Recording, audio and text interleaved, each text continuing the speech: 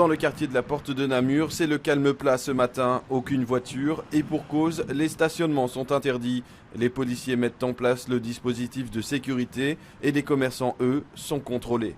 On a dû se munir d'un laissez-passer que la police d'Ixelles devait nous remettre, où on devait introduire notre nom, prénom, adresse, date de naissance. Et donc nous avons reçu des papiers. D'ailleurs, je pense que je ne vais pas tarder à me faire contrôler pour voir si je suis bien en possession de mon document. Du coup, aujourd'hui, ça risque peut-être d'être un peu calme? Ah, je pense qu'aujourd'hui, on n'aura personne, oui.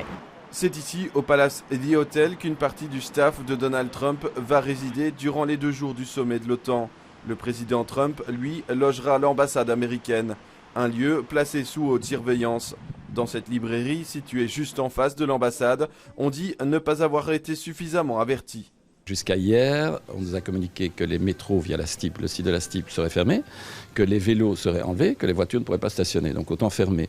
En sachant que Filigrane est ouvert toute l'année et que le jeudi de l'Ascension est un de nos plus gros jours. Les métros sont finalement bien ouverts et les forces de police encouragent à les utiliser. On déconseille en fait les gens à prendre leur véhicule. Ça va être difficile à se déplacer en voiture. Donc là, on préconise en fait les transports en commun. Les trains, métros rouleront normalement. Donc c'est vraiment un bon plan B. Du côté de la place des Palais, où le président Trump rencontrera le couple royal, la sécurité est elle aussi renforcée. Des mesures qui ont surpris ces touristes américains. Saviez-vous que Donald Trump venait à Bruxelles aujourd'hui? Non, je ne le savais pas. J'ai remarqué plus de soldats dans les rues, ce qui est surprenant, mais j'ai cru que c'était dû au récent incident à Manchester.